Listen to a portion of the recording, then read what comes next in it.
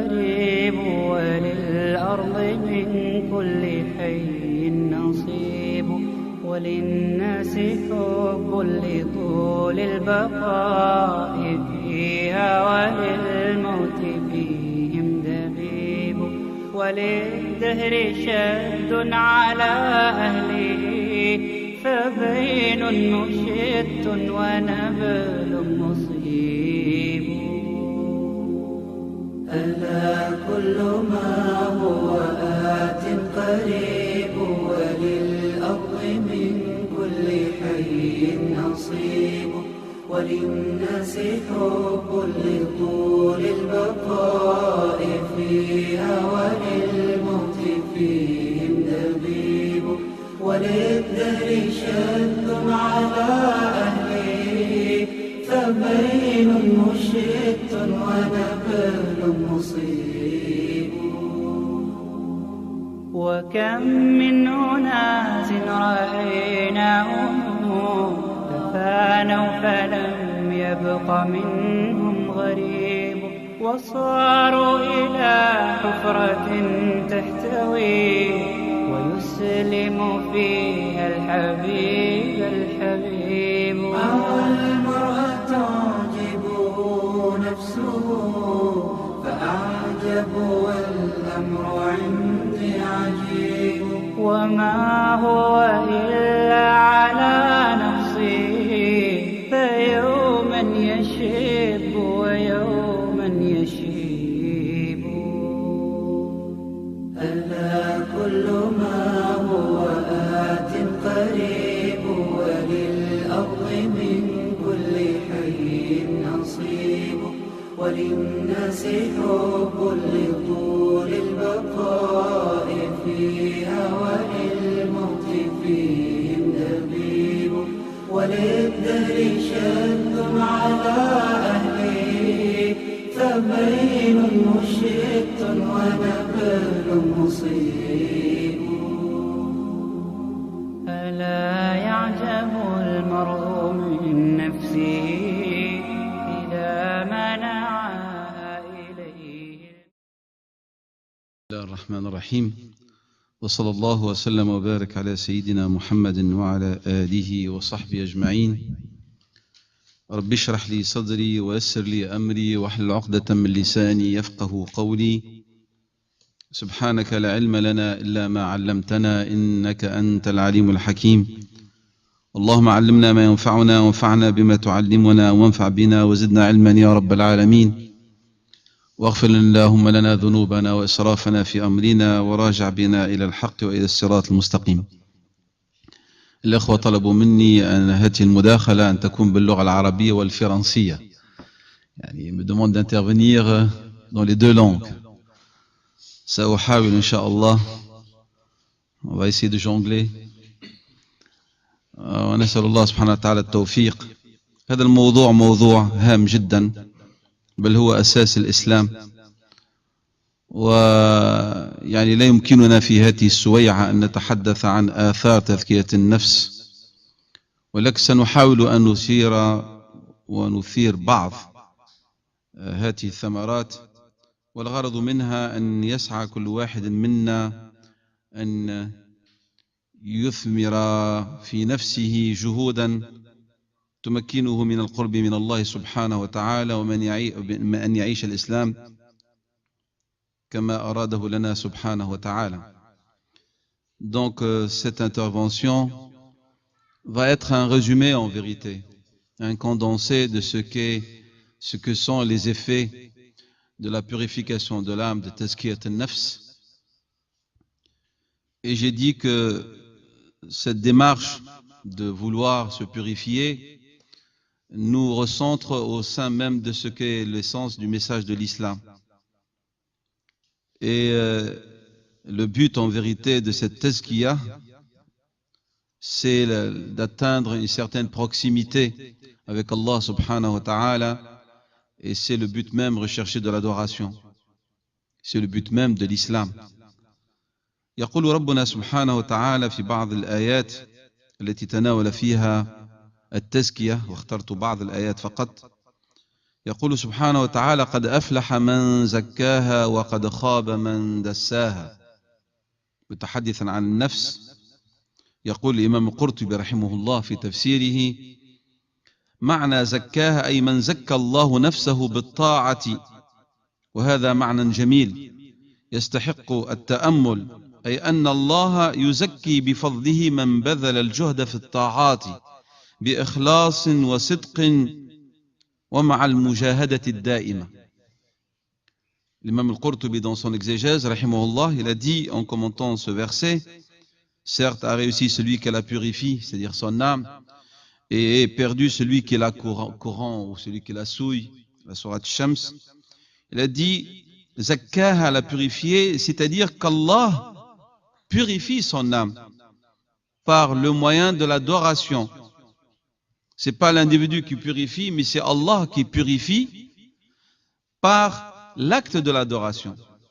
Et il dit ça, c'est un sens ou c'est une idée, c'est une très belle idée qui nécessite réflexion, qui nécessite méditation. C'est-à-dire que c'est Dieu qui purifie par un bienfait de sa part celui qui a déployé l'effort nécessaire à travers les actes d'adoration accomplis avec sincérité et véracité et permanence.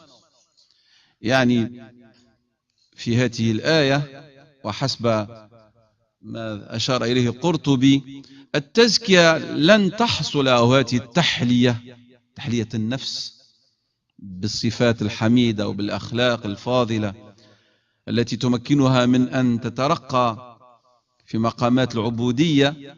هذه النفس لن تحصل على التزكية لأنها بذلت جهدا في الطاعة، بل إن الله سبحانه وتعالى يجازيها بالتزكية لأنها بذلت الجهد مع الإخلاص.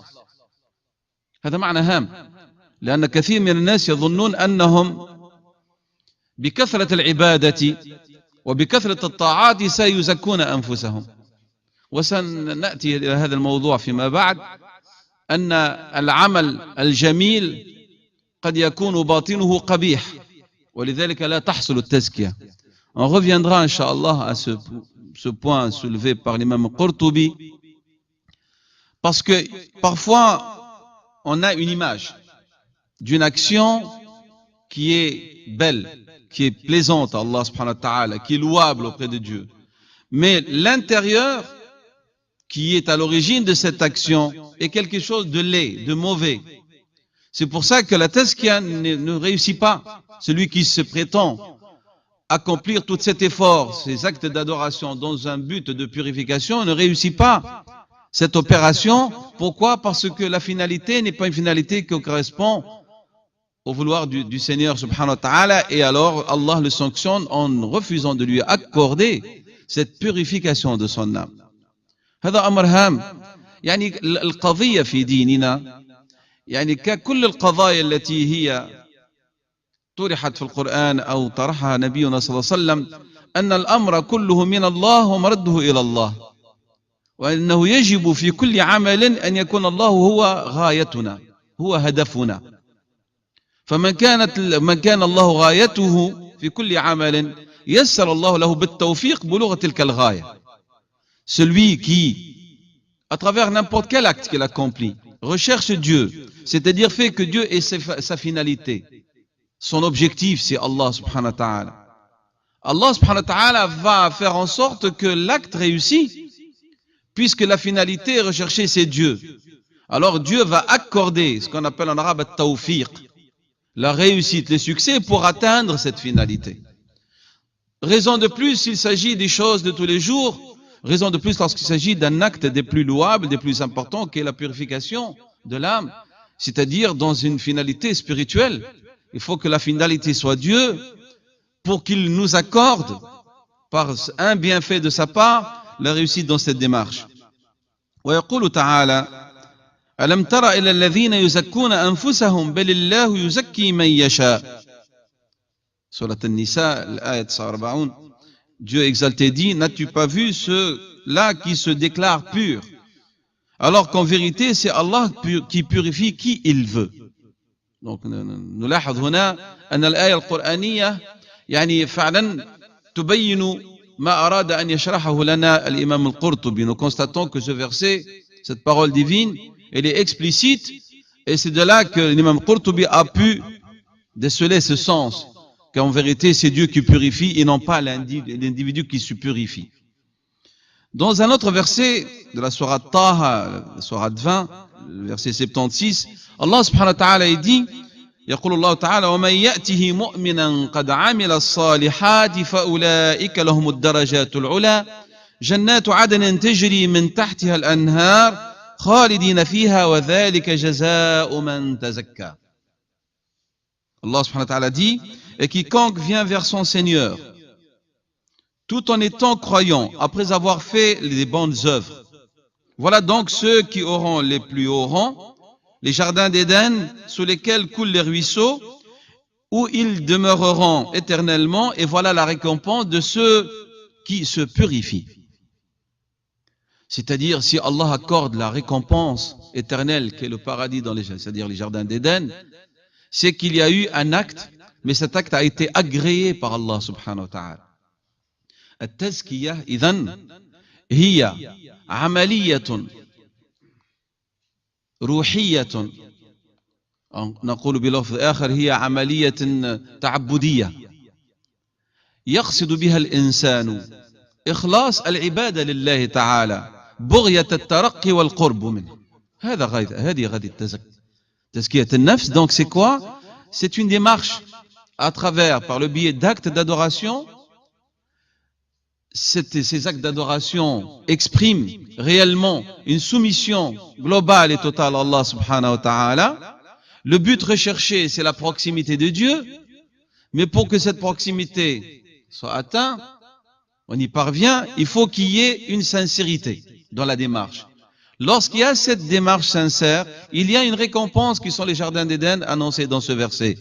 Et ces jardins d'Éden ont été accordés parce que Dieu a accordé le statut de purification, du purifié à celui qui a fait ces actes d'adoration avec soumission et sincérité. C'est-à-dire, moi j'insiste ici dans cette introduction que at-tazkiyah, ce n'est pas votre effort indépendamment d'Allah subhanahu wa ta'ala. At-tazkiyah laysat amaliyya munfarida an Allah ta'ala. الذي يزكي نفسه يزكيها بوسائل شرعها الله ويطمح ويرغب من خلال عملية التزكية القرب من الله. فإذا كما قلت المبتدى والمبتغى والمنتهى هو الله سبحانه وتعالى. فإذا كان هناك تعبد لله تعالى وهناك إخلاص وصدق واستمرارية والهدف هو الله تعالى، الله سبحانه وتعالى منحك التزكية، هذه التزكية فهو الذي يعطيها. يعني قد يبقى الإنسان سنين وهو يعبد الله ولن يبلغ تزكية نفسه. L'un d'entre nous peut demeurer des années et des années à accomplir des actes rituels par lesquels il espère ou il aspire à purifier son âme, et il n'arrivera jamais à cette purification. Et comme j'ai dit, nous verrons le pourquoi. Je citerai quelques hadiths de Rasulallah sallallahu alayhi wa sallam. سأذكر بعض الأحاديث النبوية لسيدنا محمد صلى الله عليه وسلم. هذه الأحاديث تركز على بعض جوانب التزكية، وكيف أن المزكي كيف يتصرف المزكي، وكيف يحيا علاقته مع الله سبحانه وتعالى ومع الخلق. اخترت بعض الأحاديث القدسية. يقول الله سبحانه وتعالى: إن أوليائي من عبادي وأحبائي من خلقي الذين يذكرون بذكري وأذكر بذكرهم. يقول الله سبحانه وتعالى فيما بلغنا نبينا صلى الله عليه وسلم: إن أوليائي من عبادي وأحبائي من خلقي الذين يذكرون بذكري وأذكر بذكرهم. أخرجه الطبراني وأبو نعيم. Dans un hadith qudsi saint, le prophète sallallahu alayhi wa sallam dit, Allah exalté dit: mes intimes parmi mes serviteurs et mes bien-aimés parmi mes créatures, c'est ceux, chaque fois qu'ils sont cités, je suis évoqué avec eux. Et lorsque je suis évoqué, ils sont cités. Ça veut dire, ce sont des individus, ce sont des personnes lorsqu'on les voit, on se rappelle Dieu. Et lorsqu'on parle de Dieu, on les cite comme exemple. C'est cela que Dieu aime, subhanahu wa ta'ala. Cela, ce sont ses intimes. C'est-à-dire, ce sont des gens qui se sont purifiés. Mais vous voyez, ils se sont purifiés parce que ils ont réussi à ne fonctionner qu'avec Dieu, pour Dieu. Donc, je répète ce hadith Qudsi, mes intimes parmi mes serviteurs et mes bien-aimés parmi mes créatures. C'est ceux, chaque fois qu'ils sont cités, je suis cité. Et lorsque je suis cité, ils sont évoqués. C'est-à-dire, lorsqu'on les voit, on se rappelle Dieu. Ils nous rappellent Dieu. Et lorsqu'on parle de Dieu, on les cite eux comme exemple. هذا الحديث الأول. الحديث الثاني قال صلى الله عليه وسلم قال الله تعالى علامة معرفتي في قلوب عبادي حسن موقع قدري أن لا أشكر وأن لا أستبطأ وأن أستحيا. أعيد هذا الحديث القدسي الشريف. علامة معرفتي في قلوب عبادي حسن موقع قدري، يعني أن الله سبحانه وتعالى يقدر حق قدره سبحانه وتعالى. كيف يقدر الله حق قدره؟ أن لا أشتكى وأن لا أستبطأ وأن يستحيا. C'est-à-dire, هذا الحديث يقول أن معرفة قدر الله سبحانه وتعالى، وهذه معرفة في قلوب العارفين السالكين الذين زكوا أنفسهم، أن لا يشتكي هذا الذي زكى نفسه وعرف ربه، المعرفة القلبية ليس المعرفة النظرية. لا يشتكي من الله. ما معنى؟ لا يشتكي ما يحصل له من ابتلاءات ومن عجز مالي ومن بلايا تنزل به، فهو لا يشتكي الله للعباد. الثاني ألا أستبطأ، يعني أن عبدي هذا الذي يعرفني حقا معرفة قلبية إذا ما سألني شيئا ولم أعطه لا يتعجل، يعرف أنني إذا لم أعطه فذلك خيرا له، إما أنني قد ادخرته له وإما أنني قد دفعت عنه ما يقابل ذلك من البلايا، وأنني إذا لم أعطه ما طلب فلأن ذلك خيرا له، وكما قال تعالى والله يعلم وأنتم لا تعلمون. Donc ici le hadith, deuxième hadith, les signes que mon serviteur m'a reconnu où? Au niveau de son cœur, c'est-à-dire la connaissance du cœur. C'est que il m'accorde le statut qui me revient de droit. Comment est-ce qu'on accorde à Dieu le statut qui lui revient de droit? C'est lorsqu'on ne se plaint pas de lui. On ne se plaint pas lorsqu'on est éprouvé. Et que on n'est pas dans un état de manque de confiance ou de précipitation parce qu'il n'exauce pas nos demandes. Et que on éprouve de la pudeur envers de lui. نستحي من الله. ولذلك قال سيدنا محمد صلى الله عليه وسلم إن مما أثر من كلام النبوة الأولى إذا لم تستحي فاصنع ما شئت إذا لم تستحي من الله. Parmi ce qui a été hérité de la première prophétie, le prophète a dit صلى الله عليه وسلم, on nous a légué cette parole: si tu n'as pas de pudeur envers qui? Envers Dieu, fais ce que tu veux. Donc, الذي يستحي من الله هذا قد زكى نفسه. Celui qui éprouve de la pudeur vis-à-vis de Dieu, c'est quelqu'un qui a réussi l'acte de purification. Et je répète, ça veut dire réussi, c'est que Dieu lui a accordé le statut du purifié, puisque nous avions dit que c'est Allah qui accorde le statut. C'est Dieu qui donne la purification. Comme lorsqu'on dit Ashifa, Ashifa, c'est Dieu qui donne la guérison. Le médecin prescrit le médicament, ولكن الشافي هو الله. فهذه أسباب، نحن نأخذ بالأسباب بغية الوصول، ولكن الذي يمنح درجة التزكية هو الله سبحانه وتعالى. إذن قال داود عليه السلام يخاطب ربه: يا ربي أي عبادك أحب إليك؟ لماذا سأل هذا؟ حتى أحبه بحبك. قال تعالى: يا داود أحب عبادي إلي تقي القلب تقي الكفين لا يأتي لأحد سوءا ولا يمشي بالنميمة تزول الجبال ولا يزول. أحبني وأحب من يحبني وحببني إلى عبادي. هذا طلب الله من داود عليه السلام.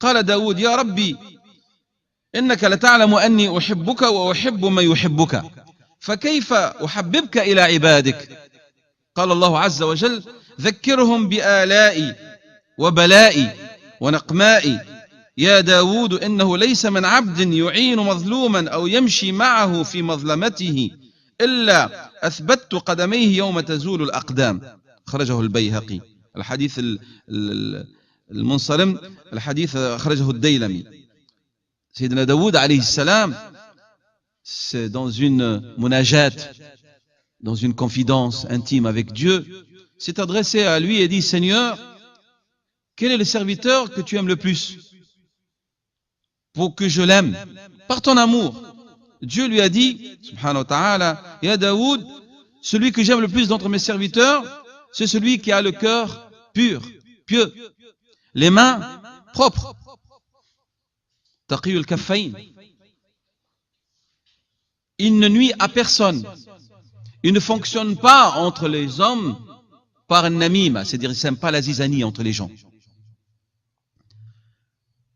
les montagnes peuvent se détruire mais lui non et Daoud aime-moi et aime celui qui m'aime et fais-moi aimer à mes serviteurs قال داود عليه السلام Seigneur tu sais très bien que je t'aime très certainement que je t'aime et que j'aime ceux qui t'aiment mais comment puis-je te faire aimer par tes serviteurs alors Allah subhanahu wa ta'ala lui a dit rappelle-leur mes bienfaits mes épreuves ma vengeance et à Daoud dis-leur que tout serviteur qui aide un opprimé ou qui marche avec lui quelque part pour l'aider à récupérer son droit j'affirmerai ses pieds le jour où les pieds glisseront c'est-à-dire Yawm al-Qiyamah hadith rapporté par Ibn Asakir donc ça ce sont quelques hadiths et nous voyons que ces hadiths montrent très bien que ça veut dire quelqu'un qui a purifié son âme ma ma'na alladhi yuzakki nafsahu الإنسان تقي القلب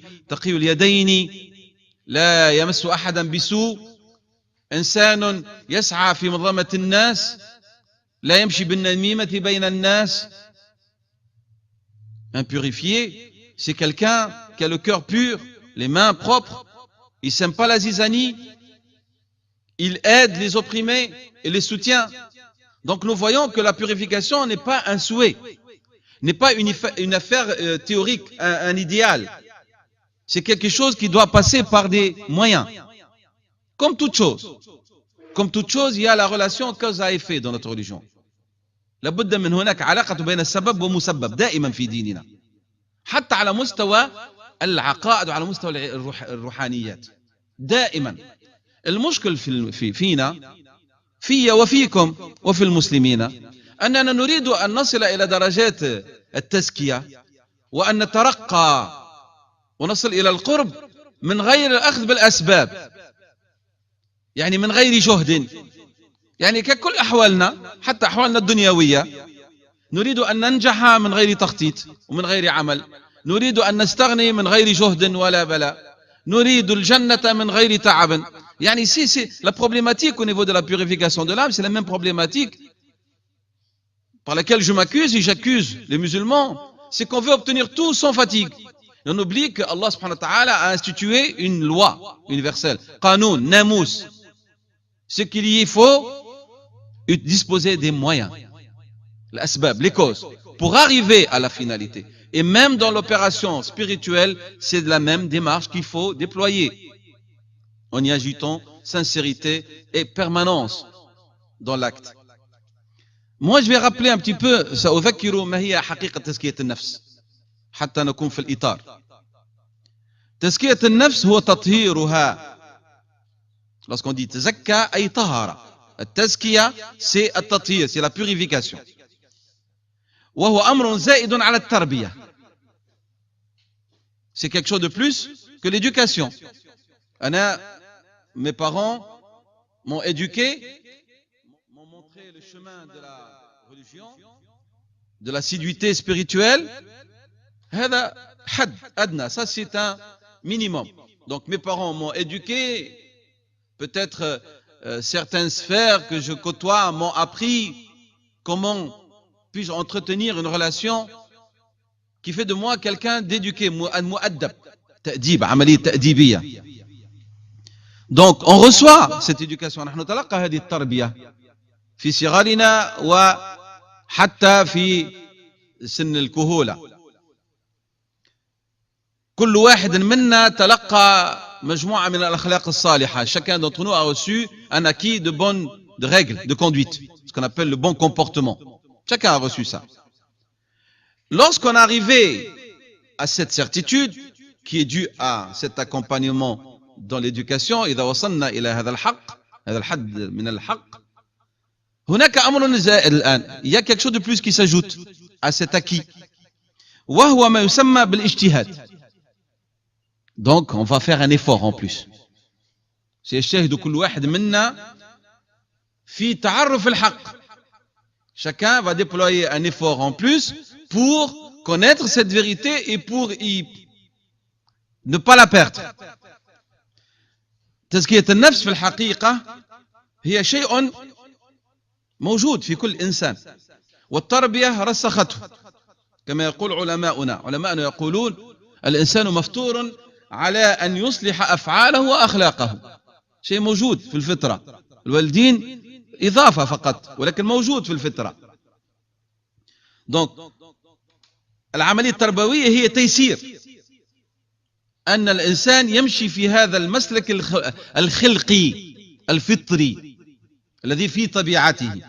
ودليله قوله تعالى إن هديناه السبيل إما شاكرا وإما كفورا. donc تزكية النفس ne va pas se faire à partir du vide. Il y a un acquis. Et cet acquis, il est inné chez l'homme. Nous avons parlé de l'éducation, ça c'est la part du développement de cet acquis. Mais il y a un acquis inné, disent nos savants.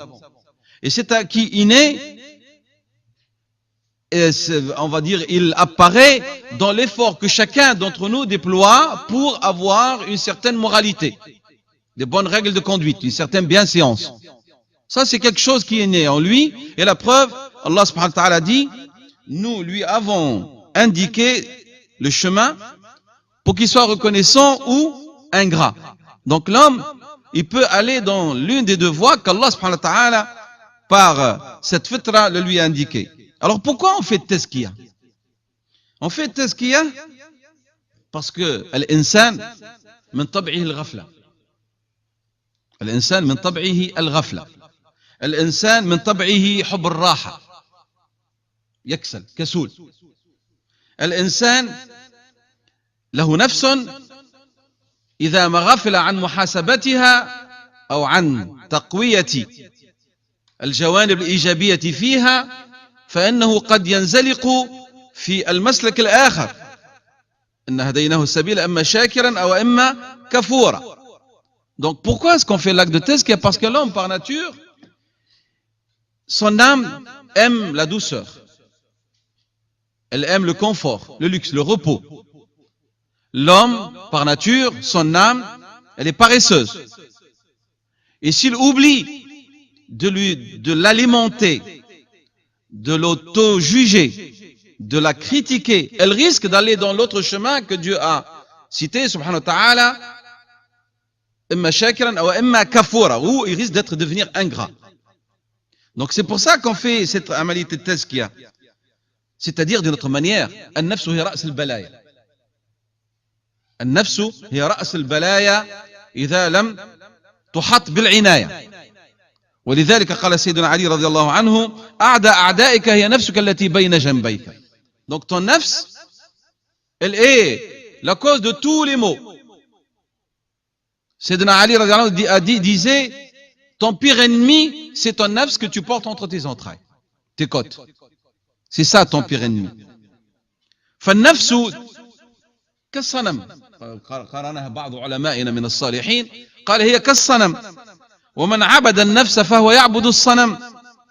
ولذلك نبهنا الله سبحانه وتعالى وقال المتطهر لنفسه فهو الذي تحرر من عبودية الصنم لكي يكون عبدا لله تعالى. Donc l'âme est comme une idole.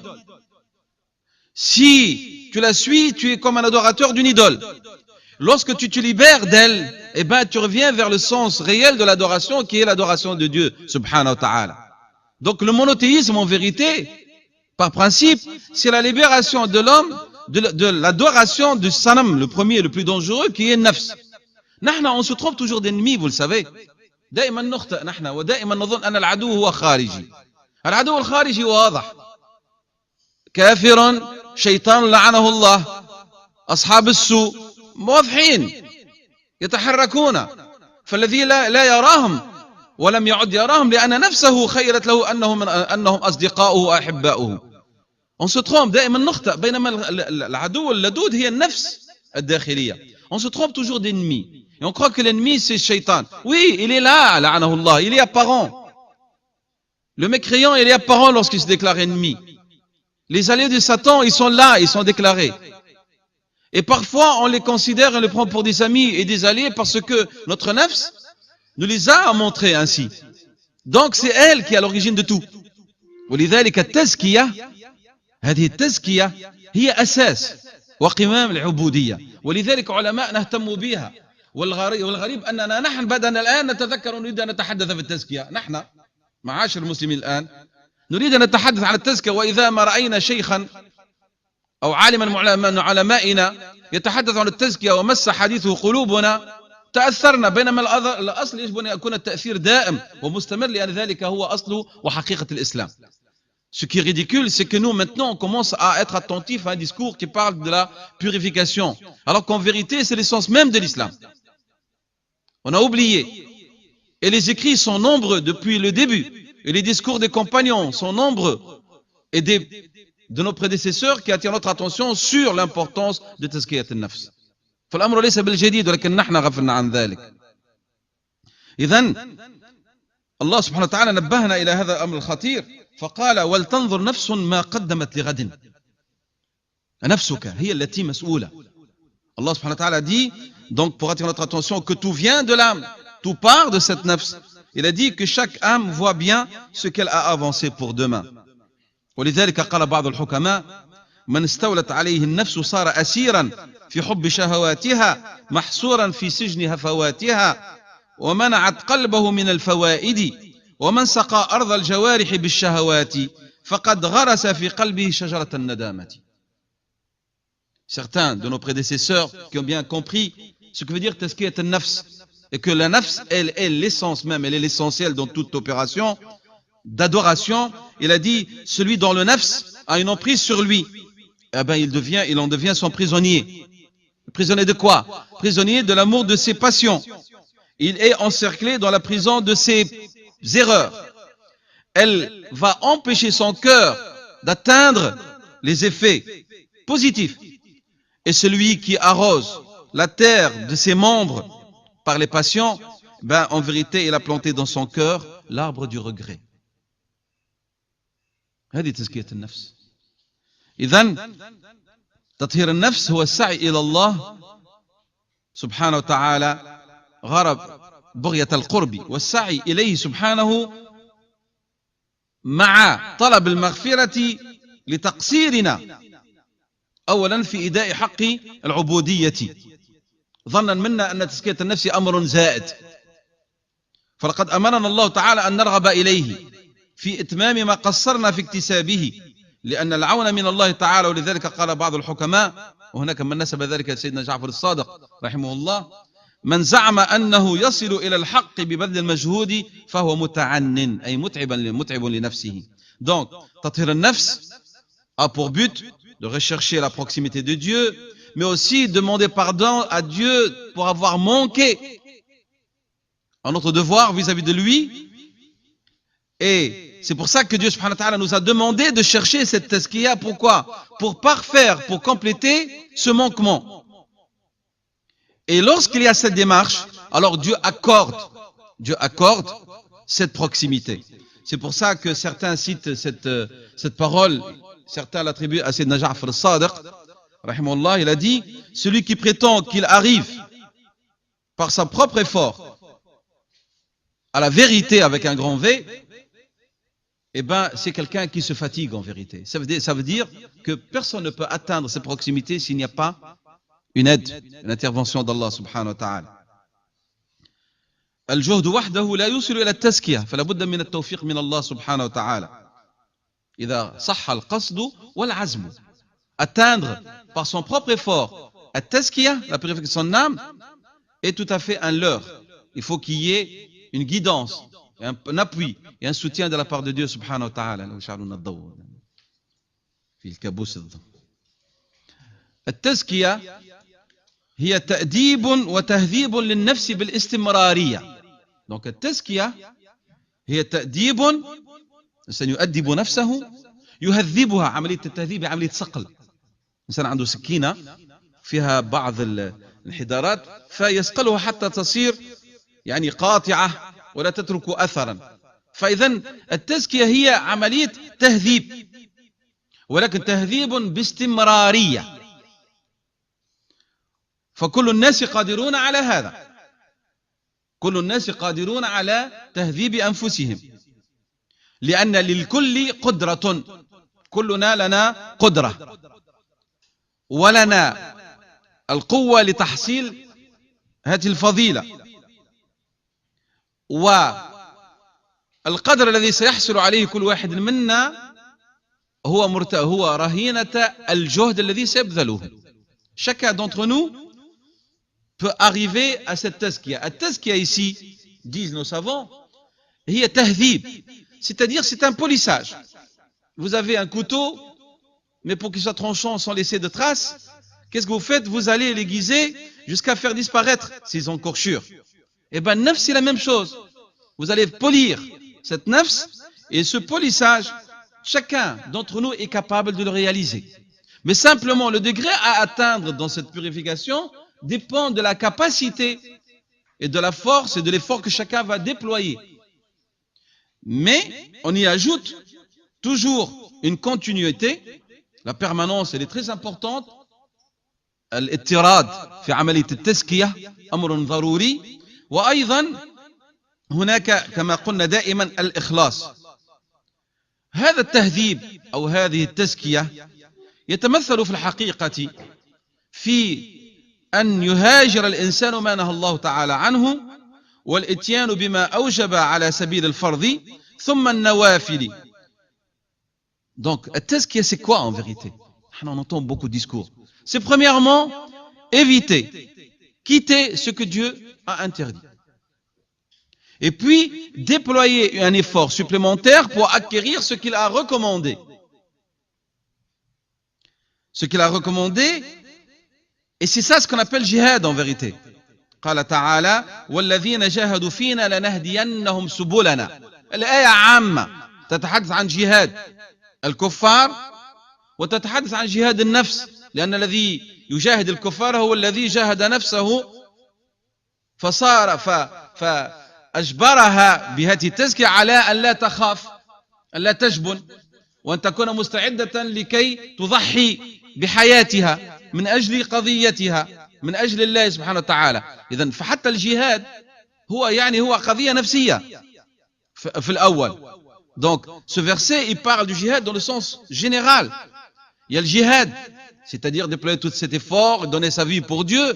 Mais on ne peut pas donner sa vie pour Dieu si nous n'avons pas poli et maîtrisé son nafs qui est prête à faire don de soi pour Dieu, subhanahu wa ta'ala. Dieu dit, et quant à ceux qui luttent pour notre cause, nous les guiderons, certes, vers nos sentiers. Allah est en vérité avec ceux qui cherchent l'excellence.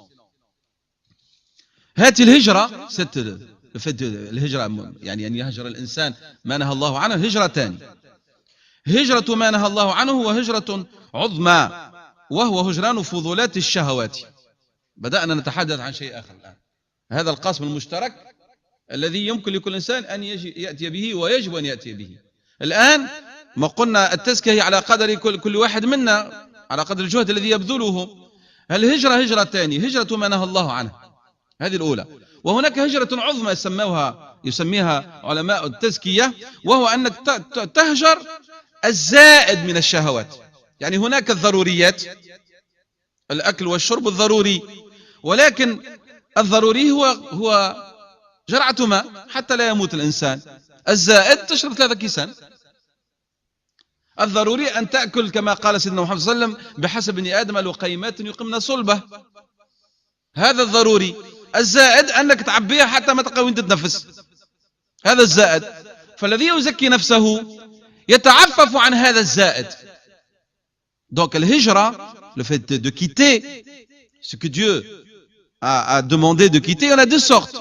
Il y a le fait de quitter, d'émigrer, de quitter ce que Dieu a interdit, mais il y a une immigration, on va dire grande immigration. C'est lorsque tu quittes l'excédent de tes passions, de tes désirs. Et j'ai comparé, j'ai dit, boire une gorgée d'eau, ça c'est la nécessité. Boire tout le verre, ça c'est l'excédent. Celui qui purifie son âme, eh ben cet excédent, ce plus, lui, il arrive à s'en débarrasser, à s'en défaire. Notre prophète sallallahu alayhi wa sallam était le maître de la tazkiya. C'est celui qui s'est purifié par excellence. Ben, par exemple, au niveau de la nourriture, il ne mangeait que ce qui est nécessaire. Il a dit, il suffit au fils d'Adam quelques bouchées qui lui permettent de tenir en vie. C'est ça. Qu'est-ce qu'il a fait, sallallahu alayhi wa sallam? Il a quitté le plus. Parce que, je dis tout à l'heure, je ne suis pas là en qualité de maître, je suis quelqu'un ici qui se rappelle à sa propre nafs, en premier lieu, ce qu'elle doit faire. Il est confirmé que le chemin du paradis nécessite un appauvrissement du corps. C'est ce que nous a indiqué Rasulallah sallallahu alayhi wa sallam. قال سيدنا محمد صلى الله عليه وسلم لأم المؤمنين عائشة رضي الله عنها يا عائشة أديمي قرع باب الجنة بالجوع. Notre prophète a dit à notre mère Aïcha, ya Aïcha, ne cesse pas de frapper à la porte du paradis par quoi? Par la faim. وكل الأنبياء عليهم الصلاة والسلام ونبينا ورسولنا عليه الصلاة والسلام على رأسهم كانوا صوامين. Et tous les messagers et les prophètes, notre prophète عليه الصلاة والسلام à leur tête, étaient des jeûneurs par excellence. صوامين. لأن البطن إذا امتلأ لم تنشط الأعضاء للعبادة. Lorsque le ventre est rempli, les membres, ils ne vont pas être en forme pour l'acte d'adoration. Il y aura de la paresse. إذن هذه حقيقة التزكية. ولذلك عند أحمد رحمه الله قال عليه الصلاة والسلام المجاهد من جاهد نفسه لله. Chez l'imam Ahmed, il a dit, Rasulullah sallam a rapporté, à hadith Rasulullah sallam, il a dit, le mujahid, le vrai combattant, c'est celui qui combat son âme pour qui? Pour Dieu. Pas pour être svelte. Non, il se combat pour qui? Pour Dieu. وكذلك قال صلى الله عليه وسلم عندما سأله أحد الصحابة عن الجهاد قال جهادك في هواك. معنى الجهاد. Ton jihad, lorsque tu te bats contre ta passion. Faites attention, je ne suis pas en train de dire qu'il n'y a pas de jihad en islam. ملاحظ هنا لما قلنا أن ليس هناك جهاد في الإسلام. هناك جهاد في الإسلام ونحن نتحدث الآن هنا نحن في مقام الحديث عن جهاد النفس لأن حديثنا وموضوعنا تزكية النفس. كيف تزكو النفس؟ تزكو النفس كما وصفها تعالى الذين آمنوا وعملوا الصالحات طوبى لهم وحسن مآب. Donc lorsqu'on parle de tazkiya, c'est que un nafs, elle va avoir ceci. Dieu dit à ce sujet, ceux qui ont cru et ont fait les bonnes œuvres auront le plus grand bien et aussi le plus bon retour. تبلغ النفس هذه التزكية بالعلم والعمل. علم وعمل مع قوة في العزيمة على العمل به. قوة في العزيمة على العمل بهذا العلم. وهذا العلم والعمل هو المسمى بالطاعة والعبادة بمفهومها العام والشامل. الطاعة والعبادة بمفهومها العام. وهذه العبادة هي فعل اختياري مناف للشهوة البدنية تصدر عن نية التقرب إلى الله تعالى طاعة. إذن كيف تزكو؟ بالعلم وبالعمل. وهذا العلم ينجر عنه عمل به. وهذا الذي سمينا علم وعمل هو ما يسمى في الإسلام بالعبادة بالمفهوم الشامل وما خلقت الجن والإنس إلا ليعبدون كما قال تعالى. إذن هو فعل اختياري لم يرغمني أحد على أن أفعل هذا. أنا اخترت هذا. وهذا الاختيار ينافي شهوة النفس. النفس لا تريدك أن تعلم ولا أن تعمل. فإذا أنت اخترت بكل حرية أن تتعلم وتعمل. إخواننا الكرام، لست أتحدث عن علم النظر هنا، دائما أذكر حتى نبقى في إطار موضوعنا. أتحدث عن العلم القلبي، عن المعرفة القلبية. العلم النظري حتى المستشرق يستطيع أن يحصل عليه، والكافر يستطيع أن يحصل عليه. نحن نتحدث عن علم آخر، عن معرفة أخرى، معرفة القلب، أنك تتجاوز الحروف والكلام العام الظاهر الشكلي إلى أن تلج المعاني الداخلية لهذه الكلمات.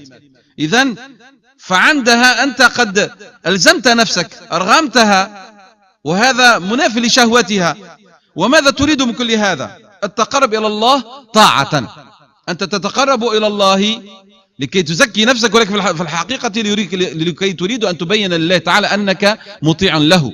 Donc cette tazkiya, pour l'atteindre, il faut unir deux choses, le savoir et l'action, avec une force dans la résolution.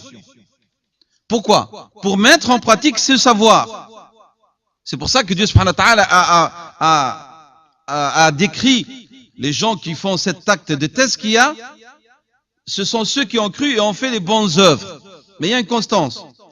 Cette science, ce savoir, je parle ici du savoir du cœur. Je ne parle pas du savoir théorique. Ce savoir uni à l'action, c'est ce qu'on appelle l'acte de l'adoration dans le sens global, qui a été exprimé par la parole de Dieu, exalté. Certes, je n'ai créé les djinns et les humains que pour qu'ils m'adorent. Donc, cet acte qu'on va faire est un acte volontaire, librement consenti. Mais j'ai dit, on déploie un effort pour acquérir un savoir du cœur et le mettre en exécution. C'est quelque chose que le nafs n'aime pas, qui va à l'encontre de la passion, du désir. Et tout cela, il est fait, pourquoi? Parce qu'on veut se rapprocher de Dieu pour lui exprimer notre adoration. C'est ça, tazkiya. إذن العبادة علم وعمل. فالعلم نظري وعملي، comme vous le savez. العلم هناك علمان، علم نظري وعلم عملي. فالنظري ما إذا علم كفى ولم يحتاج إلى زيادة. الله موجود، هذا علم نظري. برهنت على أن الله موجود، لا تبقى تكرر هذا. اقتنعت بوجود الله، تمر إلى شيء آخر. وأما العلم العملي فهو على ثلاثة أنواع. العلم العملي على ثلاثة أنواع، ما يختص بالقلب، ما يختص بالبدن، وما يشارك فيه القلب والبدن. J'explique, puisque nous avons dit التزكية هي إشراك، هو شركة بين أمرين، العلم والعمل. وهذا العلم كما قلنا على نوعين، نظري وعملي. النظري إذا حصل اكتفى ولم يحتاج إلى الزيادة. أما العملي فهو على أنواع ثلاثة، علم عملي يختص به القلب، علم عملي يختص به البدن والجوارح، وعلم يشترك فيه الاثنان. Nous avons dit que l'acte de purification nécessite une combinaison entre deux choses importantes, le savoir et l'action. Ce savoir est de deux sortes, un savoir théorique et un savoir pratique. Le savoir théorique, une fois acquis, il ne nécessite pas une augmentation, telle que par exemple savoir que Dieu existe. C'est quelque chose qui est réalisé, qui est obtenu, cela ne nécessite pas une augmentation. Tandis que le savoir pratique, il est de trois sortes. Un savoir pratique qui interpelle le cœur, qui est dans le domaine est le cœur. Un savoir pratique qui concerne le corps, et un savoir pratique dans lequel nécessite l'intervention du cœur et du corps. Et c'est ça la tazkiya, cette combinaison entre toutes ces sortes de savoirs.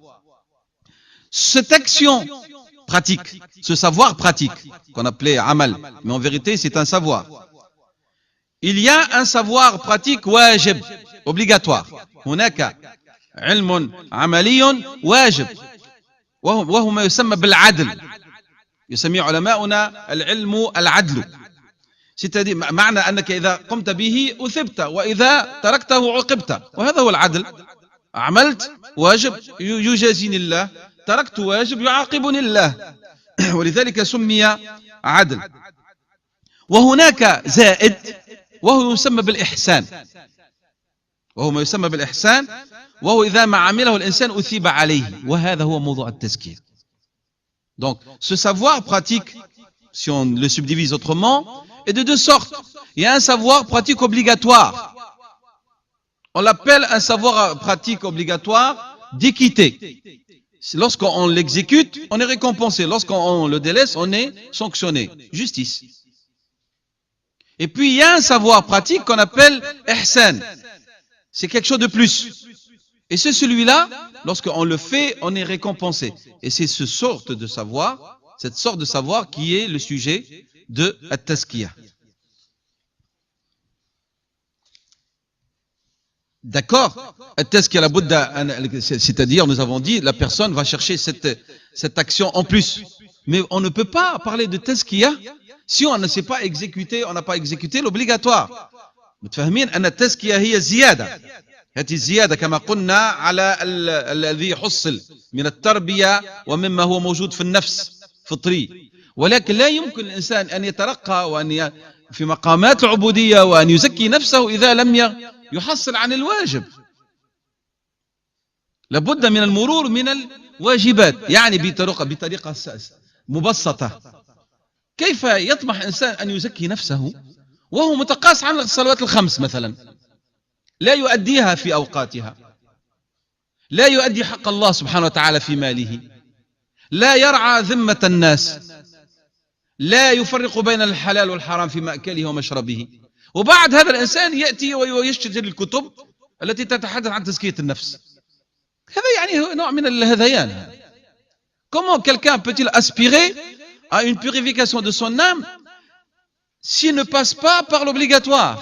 C'est pour ça nous avons dit d'accord, at-tazkiyah, elle va être réussie par ses actes facultatifs qui vont une multiplication, mais on ne peut pas parler de tazkiyah si on ne s'est pas acquitté de ce que Dieu a appelé wajib, ce qui est du domaine de l'équité. Comment quelqu'un aspire-t-il à cette tazkiyah alors qu'il ne s'acquitte pas de ses prescriptions légales dans les moments prescrits? C'est un négligent de ses prières. Il ne fait pas attention à ce qu'il mange, halal ou haram. Il ne s'acquitte pas du droit de Dieu dans son argent. Et c'est quelqu'un qui nuit à ses semblables. Et puis après, vous trouvez chez lui toute une armada de cassettes et de livres, de DVD qui parlent de la transcendance spirituelle. Et chaque fois qu'il y a un cercle qui parle de spiritualité, le premier à être là. Mais c'est comme un aveugle. Hein?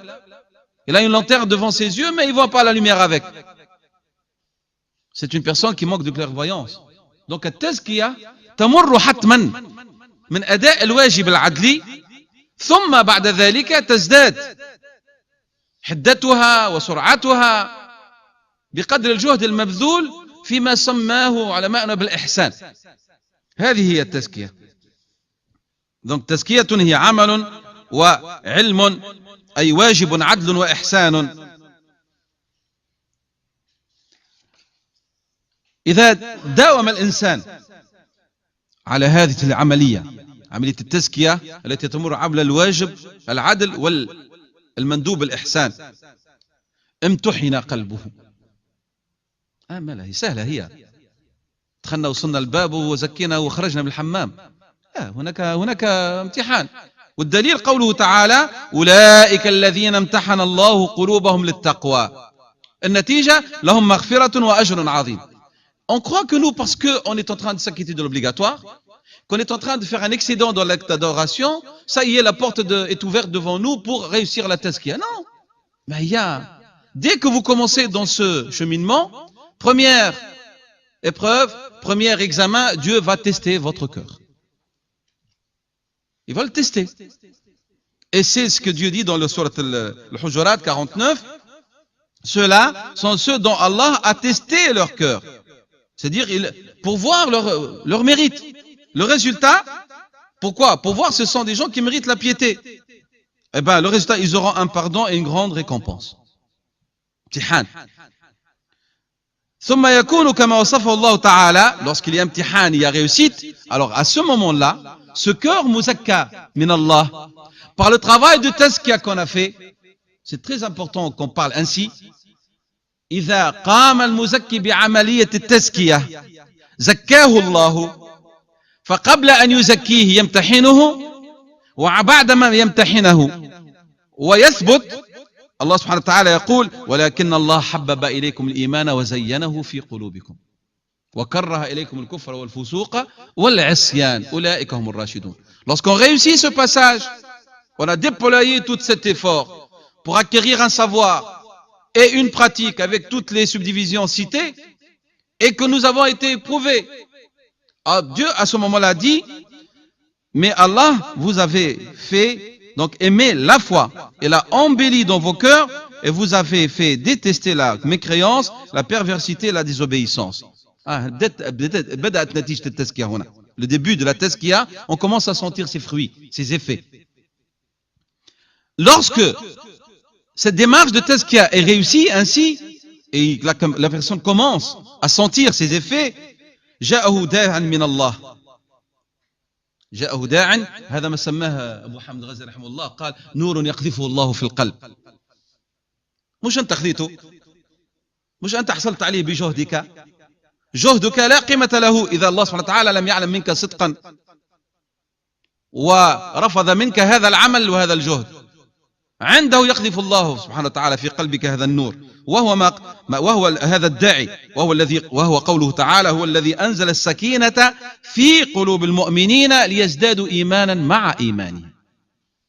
À ce moment-là, lorsque Allah subhanahu wa ta'ala il sait qu'il y a de la sincérité dans la démarche, avec cette fréquence dans l'effort déployé, et tout le respect de tous ces éléments réunis, à ce moment-là, Allah subhanahu wa ta'ala va t'envoyer de lui comme une sorte de sentiment, quelque chose de spécial, que Mohammed Razali a appelé, il a dit, c'est une lumière que Dieu éjecte dans le cœur, que Dieu donne. C'est pas vous qui allez l'acquérir, c'est Dieu qui fait le don, subhanahu wa ta'ala, et c'est ce que Dieu a dit, c'est lui qui a fait descendre la quiétude dans le cœur des croyants, afin qu'ils augmentent, qu'ils rajoutent à leur foi une foi encore.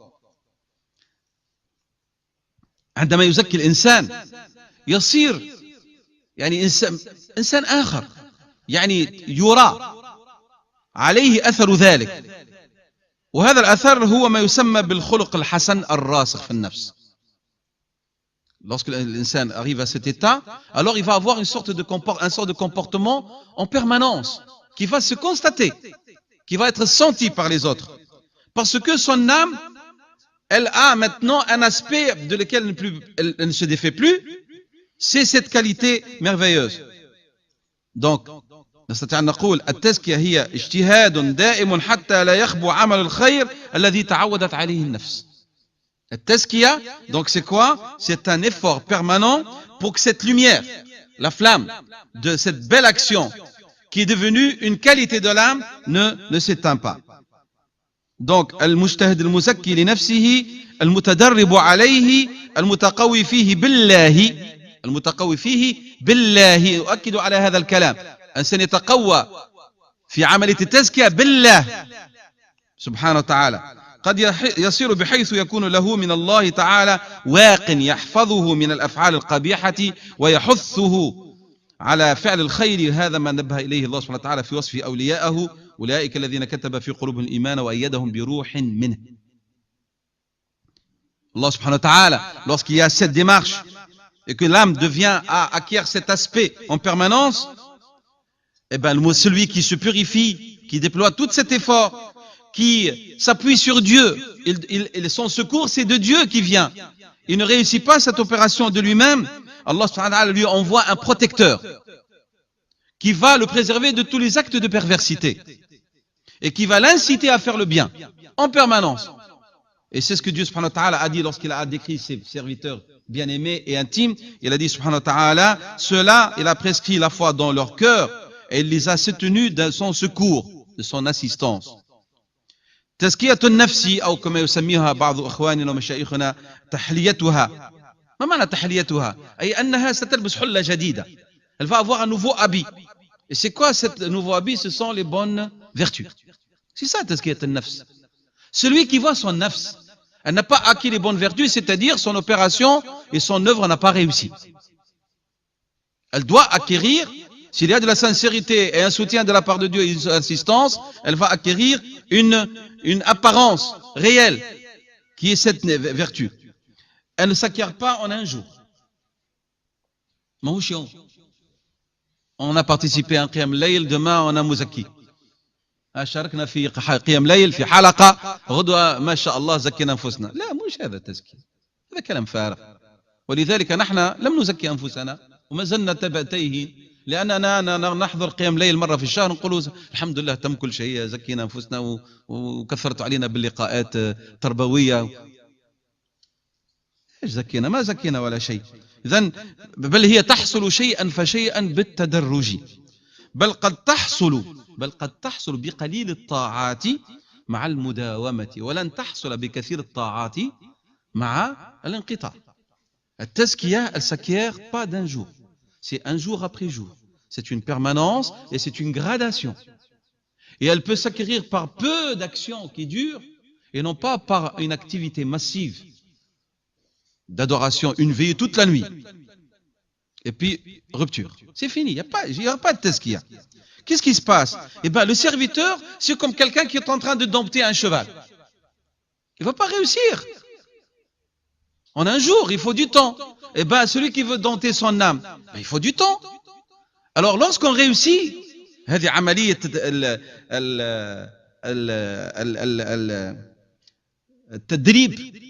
تدريب النفس، يصبح الإنسان يسوقها.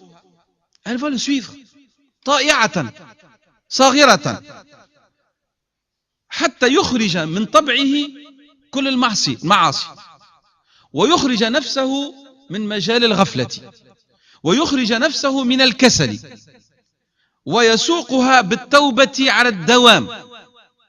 ولذلك سيدنا محمد صلى الله عليه وسلم النقي التقي المعصوم كان يتوب إلى الله في يومه أكثر من 70 مرة. هذا الكلام الذي نقوله من السيرة النبوية. تزكية النفس أيضا هناك توبة دائمة يومية، اللهم إني استغفرك وأتوب إليك مع العزم.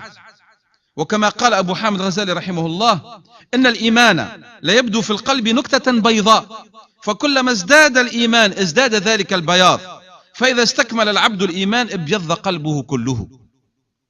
إذن الإنسان va dompter son âme, il va la guider, il va la pousser jusqu'à ce qu'elle va se défaire de défauts pour acquérir des qualités.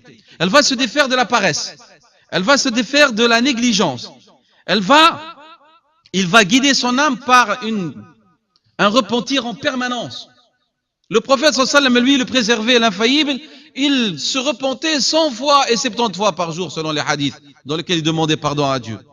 Et c'est ça la constance. C'est pour ça que Abu Hamd Ghazali nous explique que comme le cœur se souille par des points noirs qui viennent s'incruster chaque jour par le péché, et ben l'iman, c'est ça, il a dit, la foi, c'est comme un point blanc qui vient s'incruster dans le cœur. Plus la foi augmente, plus les points blancs vont venir remplir le cœur jusqu'à ce que le cœur devienne blanc. Pourquoi? Parce que l'iman est devenu parfait et complet. Et ben c'est ça le tazkiya. هذه التزكية أثار التزكية الآن بعجالة وإن كنت تحدثت عنها في نفس الوقت. التزكية هي دليل على قدرة الإنسان في أن يحسن أو يفسد كيانه الباطني. التزكية, c'est une preuve que chacun d'entre nous est capable soit d'embellir, de faire progresser son intérieur, ou de le faire basculer vers le bas. S'il n'y a pas de tazkiya. وأولى الآثار المرحلة الأولى من التزكية إذا نجح في مفارقة الأمراض النفسية والقلبية التي تثقل النفس وتدنس القلب، أن الإنسان يستطيع بعد هذه التزكية أن يرى من وراء ستر رقيق بعض ما أعد الله له سبحانه وتعالى في أخرى. بدينا نتحدث على درجات نحن ما زلنا بعد عليها الآن، ولكن نسأل الله أن يهب لنا ذلك. إذن يقول معناها أن الله سبحانه وتعالى يريك، وهذا ما حكي عن حارثة رضي الله عنه أنه قال لرسول الله صلى الله عليه وسلم يا رسول الله عزفت نفسي عن الدنيا فكأني أطلع على أهل الجنة يتزاورون وعلى أهل النار يتعاون، فقال له عليه الصلاة والسلام عرفت فالزم. التزكية lorsqu'on l'a réussi, c'est-à-dire l'individu il commence à voir de derrière un voile tellement fin ce qu'il y a de l'autre côté. Et je vous assure que j'étais témoin une fois d'un frère qui est d'une spiritualité exemplaire. Il a vu des choses qu'il n'a pas pu nous décrire. Il était pris, on était en train de faire du dhikr selon la sunna de Rasul sallam, et il est en, c'est pas un coma, mais il était présent, absent. Le frère n'était plus avec nous. Et j'étais témoin oculaire de ce qui s'est passé. Je connais personnellement ce frère. Il était tombé dans une sorte de, on va parler ça comme un coma, hein, et il était couché, et le geste qu'il faisait, c'est ce geste de la main, c'est-à-dire lumière. C'est tout ce qu'il a dit. Et chaque fois, il demandait à boire, et lorsqu'on lui donnait à boire, que le frère qui était à côté de moi de lui donner une fois, il se fâchait, il le tenait par là, il dit 3 fois. 3 fois, je veux. Lorsqu'il s'est réveillé après 1h30 d'absence, il ne se rappelle plus de ce qu'il a vu. Il ne se rappelle plus. Mais ici, Sayyiduna Haritha, lui, il est conscient. هذا مقامات الصحابة الكرام خير القرون قرني. قال لرسول الله صلى الله عليه وسلم إن نفسي عزفت، ما عاد عندي حب في الدنيا، ما عاد عندي ما يهمني منها.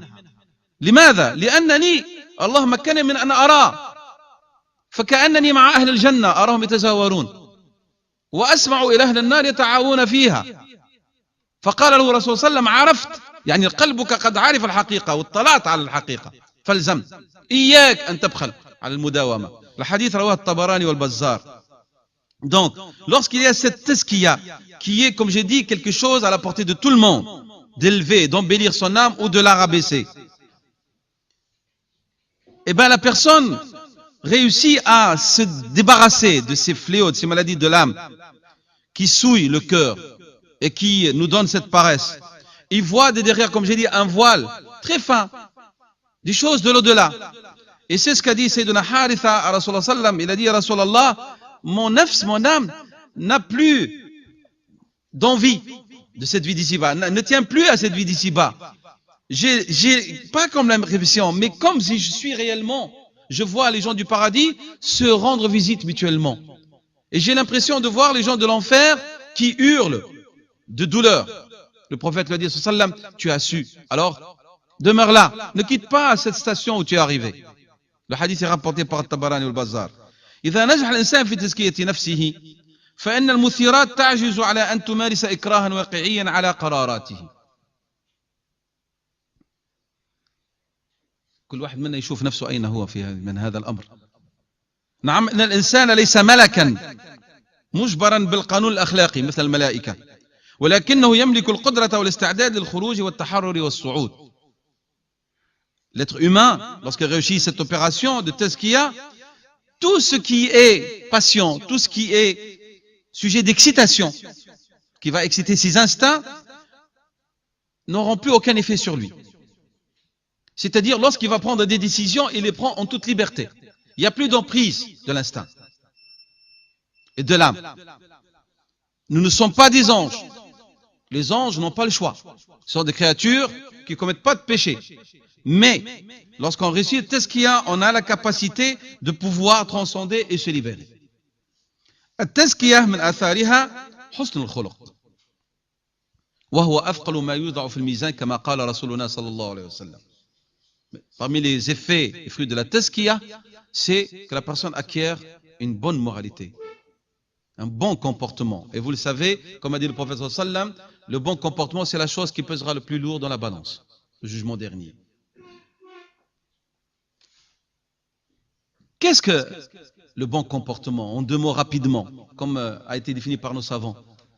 Ils ont dit, c'est la bienséance de l'âme avec Dieu et avec la création. Le bon comportement, c'est la bienséance de l'âme avec Dieu et avec la création. عرف علماؤنا الخلق الحسن بقولهم هي أدب النفس مع الله ومع الخلق. أدب النفس مع الله ومع الخلق. هذا حسن الخلق. يعني لا نخلط بين إنسان يتبسم كيف حالك لا بأس الحمد لله الروتين هذا اللي نعرفه وبين حسن الخلق الحقيقي. Il ne faut pas confondre cette apparence de civilité qui est devenue comme un masque.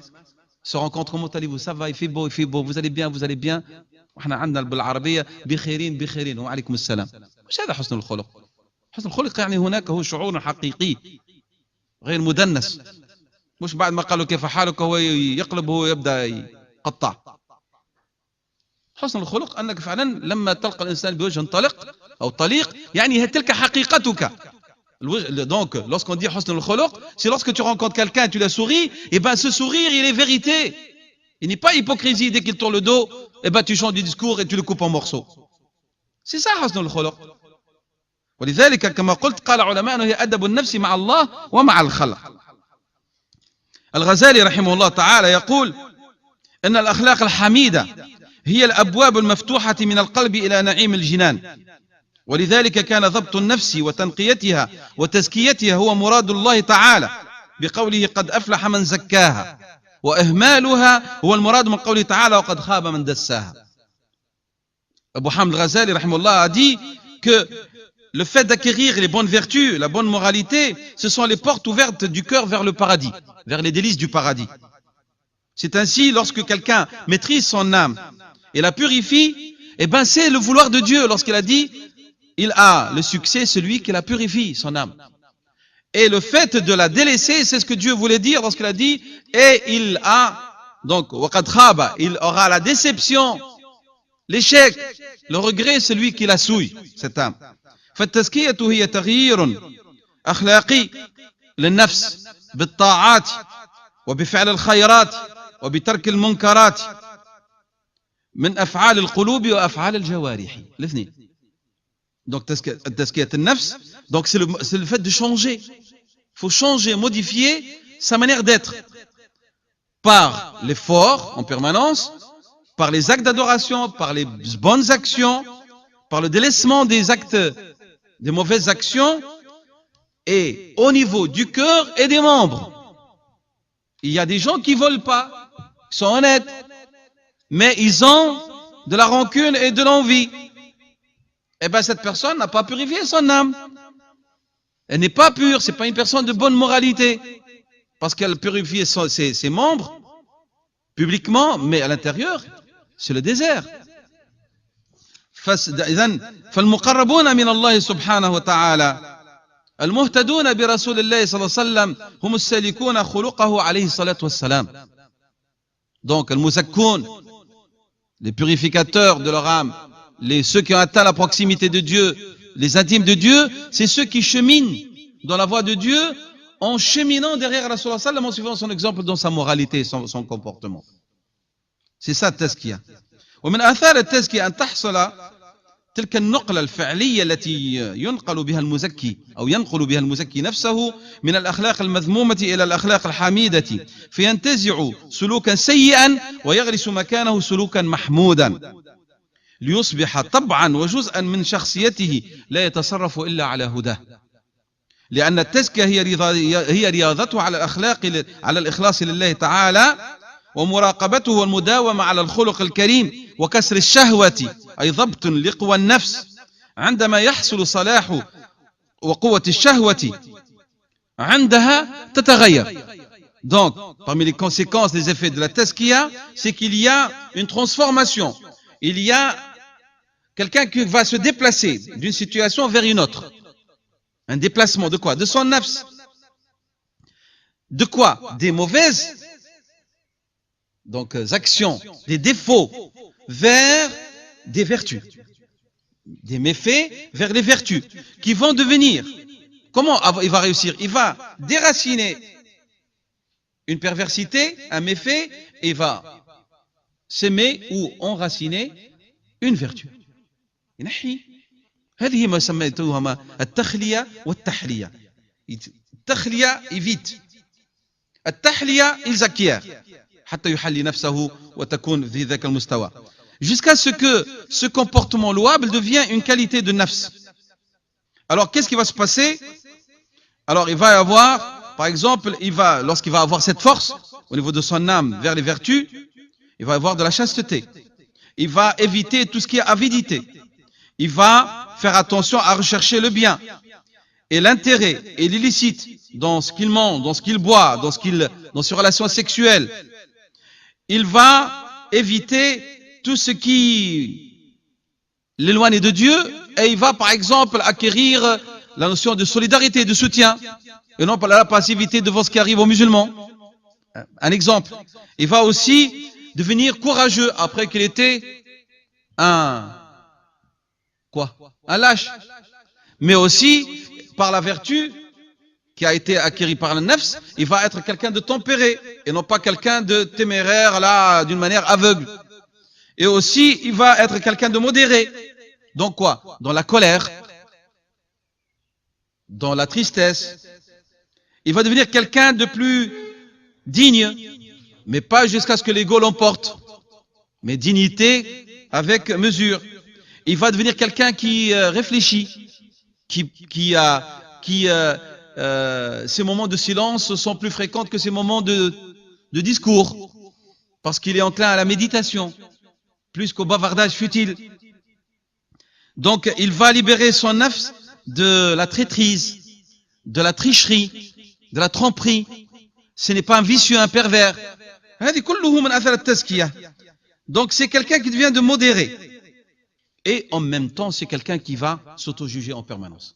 إذن الإنسان الذي من آثار التزكية كما قلنا بعد كسر هذه الشهوة وضبط اللقوى النفس ماذا يحصل له؟ العفة، ويحترز من الشره وآفات الشهوة، ويتحرى الحلال والمصلحة في المأكولات والمشروبات والملبوسات والمنكوح وطلب الراحة وغير ذلك من اللذات الحسية، ويحصل له صلاح قوة الحمية، وعندها تحصل له الشجاعة فيحترز من الجبن ومن التهور الذي هو معناها تطرف في الشجاعة، وعندها تحصل له أيضا أنه يتخلص من الحسد ويتحرى الاقتصاد في الخوف والغضب والأنفة وفي غير ذلك، ويحصل له قوة الفكرة، يعني أنه يحصل له الحكمة، ويحترز من الخبث والغش والبطش والعبث.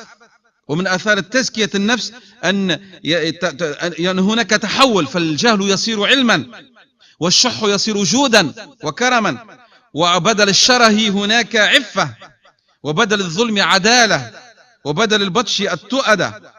ومن آثار التزكية النفس المداومة على محاسبتها.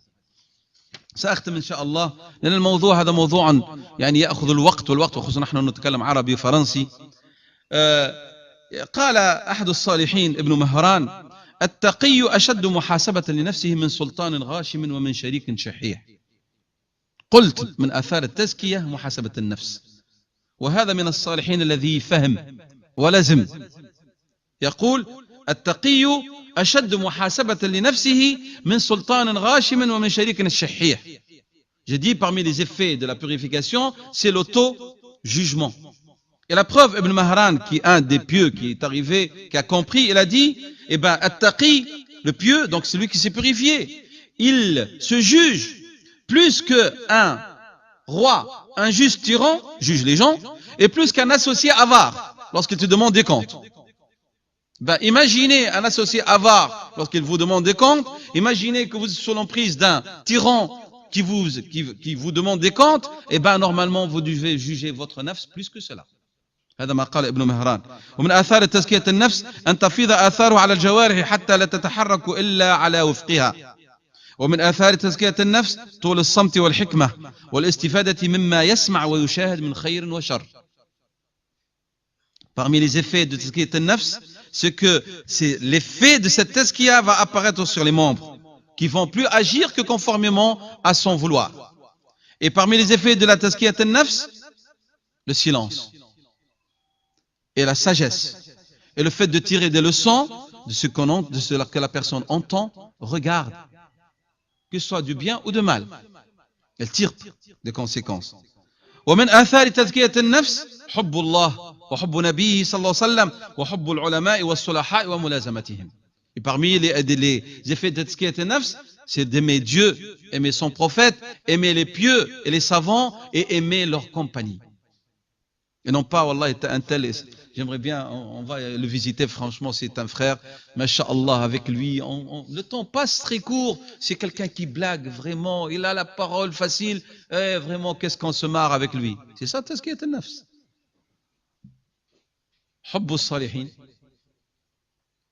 هذا من أثار، ومن آثار تزكية النفس العمل على إصلاحها، وهو أن يحصل على المعارف والحكم والمعاني الروحية للعبادات وللأخلاق الحميدة، فيكون من الذين ينالون الحياة الأبدية والغنى الدائم، وهذا هو العمل المحمود والإكثار منه مطلوب في عملية التزكية. ولذلك قال صلى الله عليه وسلم: من كانت الآخرة أكبر همه جمع الله شمله وجعل غناه بين عينيه وآتته الدنيا وهي راغمة. Parmi les effets de Tazkiyat al-Nafs, c'est vraiment la réformer. Avec quoi? Par le biais de la sagesse et par le fait d'avoir acquis les vraies significations spirituelles des actes d'adoration et des vertus. Ainsi, il sera parmi ceux qui auront ce délice éternel, et aussi être en permanence quelqu'un d'actif dans les bonnes œuvres. Le prophète sallallahu alayhi wa sallam, il a dit: celui dont la vie de l'au-delà est sa finalité. Allah subhanahu wa ta'ala va réunir quoi? Son intérêt. C'est-à-dire, il y a des gens qui sont dispersés. Ils pensent à gauche, à droite, à ça, à ça, à ça, et sa vie n'a plus de sens, il ne sait pas où est-ce qu'il donne sa tête. Eh bien, le Muzakkir li nafsah, Allah subhanahu wa ta'ala, il lui permet d'avoir une vision claire. Où est-ce qu'il va et qu'est-ce qu'il veut? Il n'est pas dispersé. Pourquoi? Parce que il sait que son but c'est celui-là, c'est la vie de l'au-delà. Son but stratégique, il est là. Alors il n'est pas distrait de cette finalité par les choses d'à côté de la vie d'ici-bas. Et lorsqu'il agit ainsi, le prophète a dit: Allah subhanahu wa ta'ala va faire quoi? Eh bien, il va plus voir la pauvreté et la misère. Oui, si je ne bouge pas, je n'aurai pas assez de richesse. Non, Dieu fera en sorte que sa richesse, elle la voit là, devant ses yeux, et la vie d'ici-bas viendra à lui soumise, a dit Rasulullah sallallahu alayhi wa sallam. Le hadith est rapporté par Tirmidhi ibn Majah. ومن آثار التزكية الفرار إلى الله تعالى. قال تعالى: ففروا إلى الله. Parmi les effets de tazkiya, c'est de fuir à Dieu. Fuir à Dieu, ça veut dire quoi? Se préparer au départ. Se préparer au jour. Et donc, c'est-à-dire préparer les provisions nécessaires pour ce long voyage. من آثار تزكية النفس أن الإنسان يحقق إنسانيته.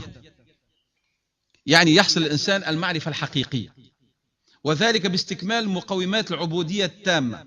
لا يستطيع أن يدعي أحد منا أنه حقق إنسانيته إذا لم يحقق مفهوم العبودية التامة لله سبحانه وتعالى، حيث أن الإسلام يعتبر العبودية عنصرا من عناصر ماهية الإنسان أشربها في فطرته، فالذي لا يعبد الله فهو قد ضل فطرته، فطرة الله التي فطر الناس عليها، لا تبديل لخلق الله.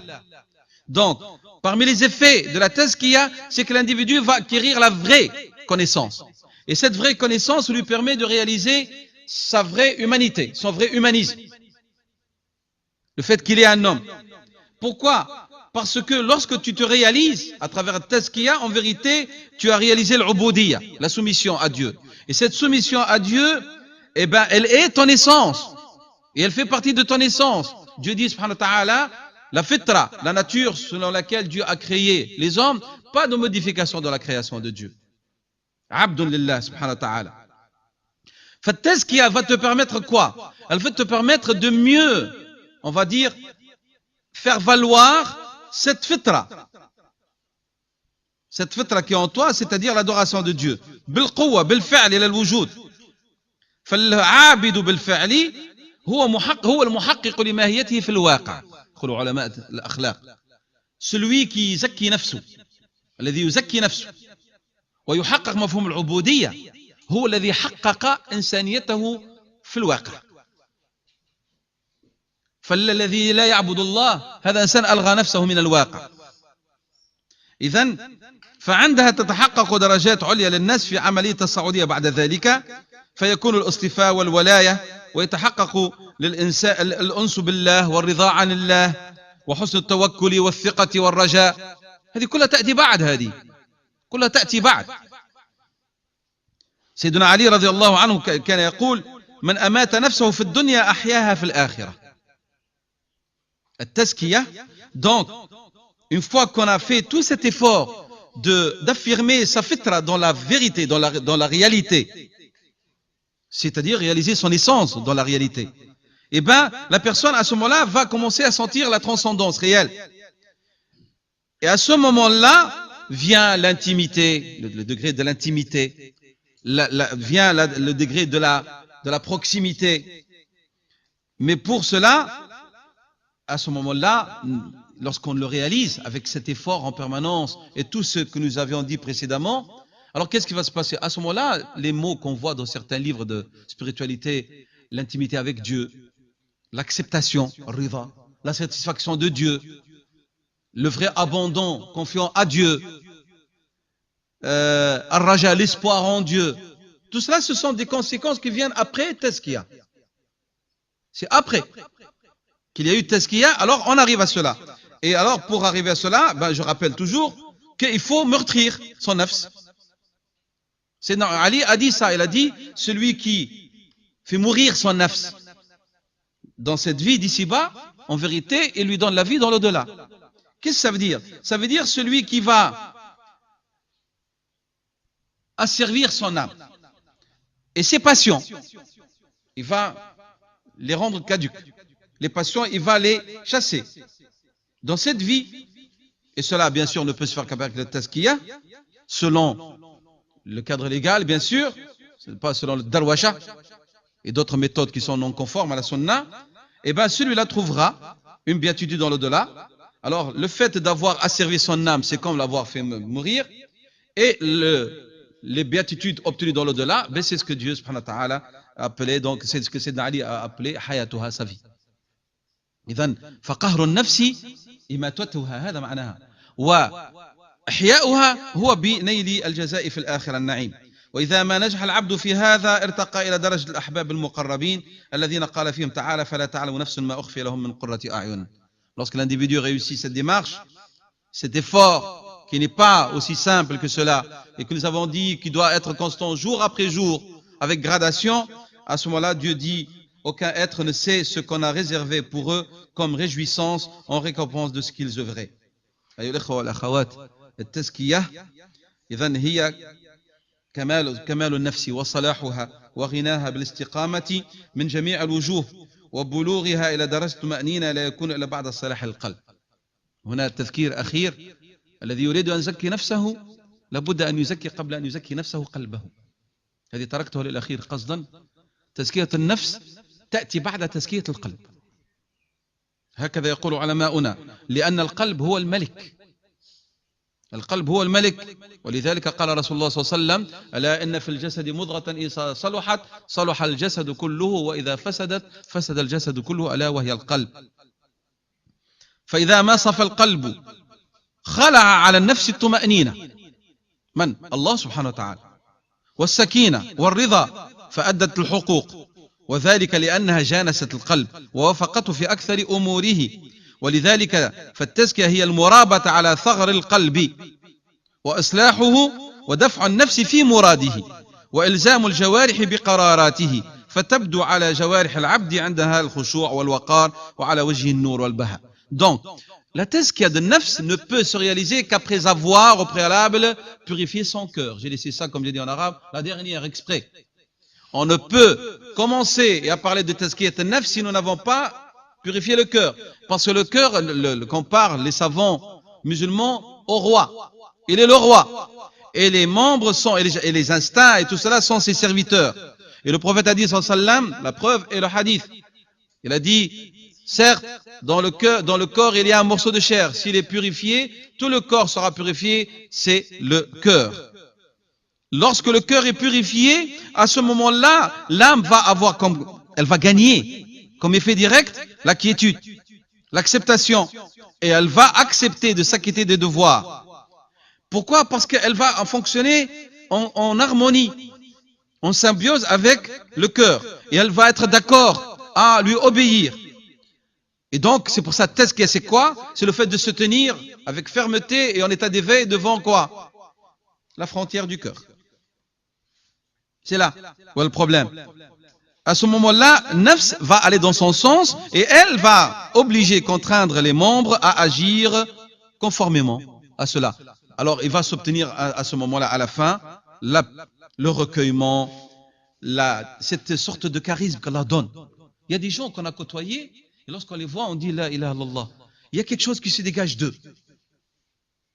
Ce n'est pas une question de savoir, hein, Jama'a. C'est nécessaire le savoir, mais il y a des sahaba de Rasul sallam, mais n'étaient pas des savants au niveau théorique. Ils ne mémorisaient pas tout le Coran. Mais ils étaient des asfiya atqiya. Le prophète leur a annoncé alayhi sallam, le paradis de leur vivant. Parce qu'ils ont réussi la purification, comme celui qui a dit, sur lequel le Rasul sallam a dit maintenant apparaîtra un homme du paradis. Il a répété ça 3 jours et un des compagnons est allé dire que son père l'a chassé. Certains c'est Abdullah ibn Omar. Résultat de ne pas trop s'étaler dans le hadith, il a dit ce qu'il avait, c'est que lorsqu'il mettait sa tête sur son coussin, il n'éprouvait aucune rancune et haine envers aucun musulman. Un acte de purification grandiose qu'il a réussi. C'est pas aussi simple que cela. Donc, وعندها يظهر على اللسان الصدق والحكمة ومن العين الاعتبار والعفة وعلى الأذن استماع النصيحة والقول النافع وعلى اليدين والرجلين العمل بالطاعات وعلى الفرج العفة والحفظ والتزكية هي تزكية القلب أولا وإغناؤه بالعبودية الحقة ومنه يسري هذا الغنى إلى النفس بتحقيق العبودية الخالصة والمحبة التامة لله تعالى. التزكية, donc nous avons dit le cœur avant l'âme. À ce moment-là, il y a les conséquences. Parce que l'âme a accepté, symbiose. Elle va ordonner aux membres et à tous les instants d'agir en fonction de ce qu'elle a accepté, agréé et elle est convaincue. Alors, à ce moment-là, on va voir sur la langue la véracité, la sagesse et les yeux. Elle va prendre conscience de ce qu'elle voit, elle tire des leçons. Et les oreilles, accepter le conseil et la bonne parole. Et les mains et les pieds, agir conformément aux ordres de Dieu dans l'application dans la donation, s'adonner aux adorations et les parties intimes, la chasteté. Et donc, tazkiyat al-qalb awalan, purifier son cœur, puis l'enrichir par les vrais sens de l'adoration et de la soumission à Dieu, puis suit l'âme. نختم إن الغرض من إقامة الدين ومن العبادة تطهير النفس واجتلاب صحتها لتحصيل الحياة الأبدية والسلامة الباقية. فمن طهر نفسه بالعبادات بالمفهوم الشامل بما فيها من مباشرة الكون وعمرانه.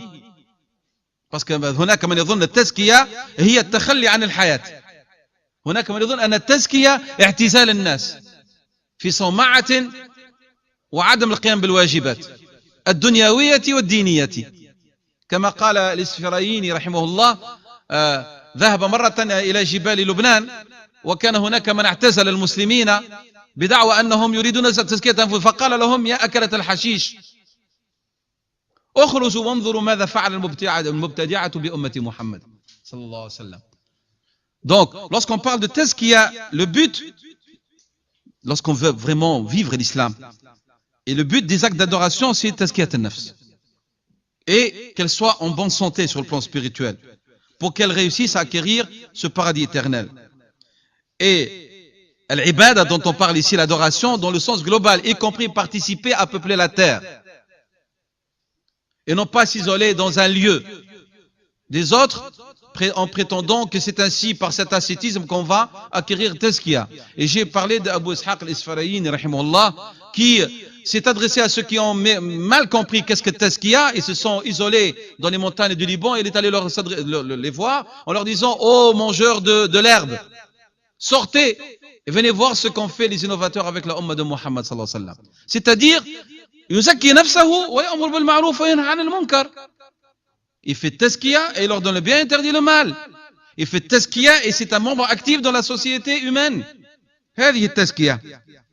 إذن التزكية لها آثار وآثارها كما قلنا هي السلوكيات. قال صلى الله عليه وسلم قال الله عز وجل إن أوليائي أختم بهذا الحديث النبوي القدسي الذي ذكرته في الأول إن أوليائي من عبادي وأحبائي من خلقي الذين يذكرون بذكري وأذكر بذكرهم. Je conclue avec ce hadith qudsi que j'ai cité au début de mon intervention. قال صلى الله عليه وسلم قال الله تعالى mes intimes parmi mes serviteurs et mes bien-aimés parmi mes créatures, c'est ceux, chaque fois qu'ils sont évoqués, je suis évoqué. Et lorsque je suis évoqué, ils sont évoqués. C'est-à-dire, chaque fois qu'on parle de chaque fois qu'on parle d'eux, c'est de Dieu, de moi qu'on parle. Et lorsqu'on parle de moi, eh ben, on se rappelle et on se souvient de leurs qualités. أسأل الله سبحانه وتعالى أن يجعلني قد وفقت في هذه المداخلة. وأسأل الله تعالى أن يجعل هذا العمل عملا متقبلا، وأن يجعلنا ممن يزكون أنفسهم، وأن يجعلنا من المتواضعين ومن المستغفرين بالأسحار. ربنا ظلمنا أنفسنا وإن لم تغفر لنا وترحمنا لنكونن من الخاسرين. وصلى الله وسلم وبارك في البدء والختام على سيدنا محمد بدر التمام، صلاة ترضيك ربنا وترضيه وترضى بها عنا. وصلى الله عليه وعلى آله أجمعين. سبحان ربك رب العزة عما يصفون، وسلام على المرسلين، والحمد لله رب العالمين، وبارك الله فيكم.